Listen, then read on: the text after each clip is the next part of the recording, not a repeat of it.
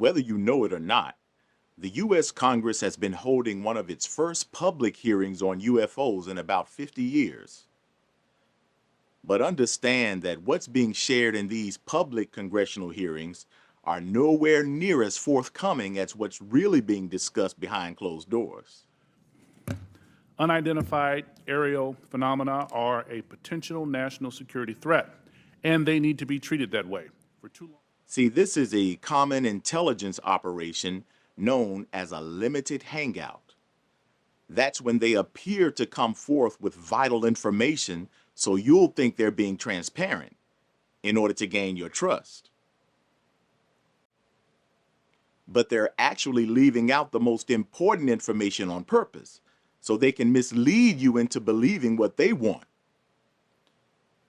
So it's no surprise that with all these hearings, officials selectively leave out the most important part.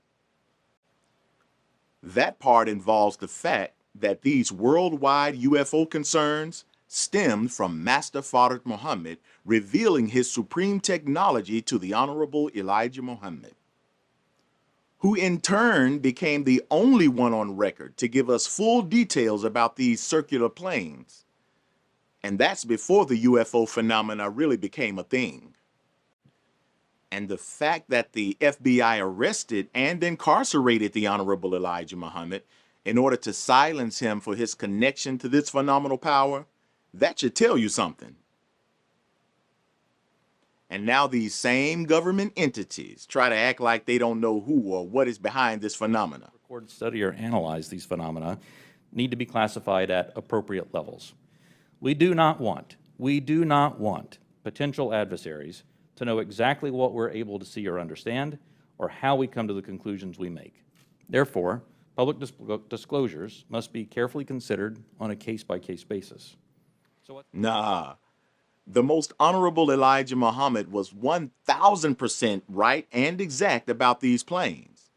And he was 1,000% right and exact about his national representative, the Honorable Minister Louis Farrakhan. That's why the government, the mass media, and even our worst critics are afraid to challenge Minister Farrakhan concerning his relationship to what they call unidentified aerial phenomena. Peace can only come from a superior power, and I represent that power.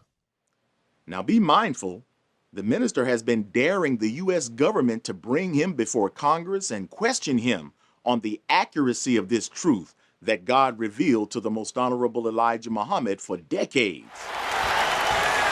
Bring me before Congress!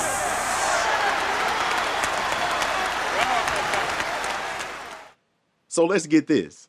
This black man dares the government to subpoena him before Congress, but instead these same governing bodies have plotted to censor him, and they're still afraid to openly question him about the very power he's been telling us about.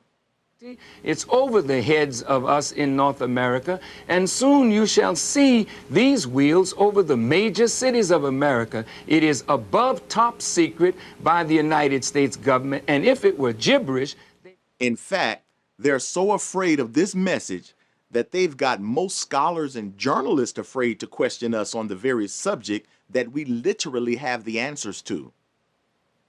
That's how bad they're trying to hide the real truth behind the UFO phenomena. And we know exactly what they're trying to hide and why. From the very beginning, we took these reports very seriously. Look, as a student of the Honorable Minister Louis Farrakhan, and as the author of UFOs and the Nation of Islam, mainstream leaders and scholars have been threatened from questioning me about this topic. Want proof? Ask your leaders and congresspersons and journalists why they keep running from us and why they keep running from addressing this topic with us. Yeah, and you'll see them act like they don't know anything. Because we can answer the truth about this phenomena, not with theories, but with facts, proof, and evidence. So be sure to read this book and you'll see why your government has classified the Nation of Islam's relationship to this aerial phenomena as above top secret. And be sure to stay tuned for our much anticipated video documentaries that they're already trying to censor before it's even released. So stay connected with us as we show and prove how the research verifies the revelation.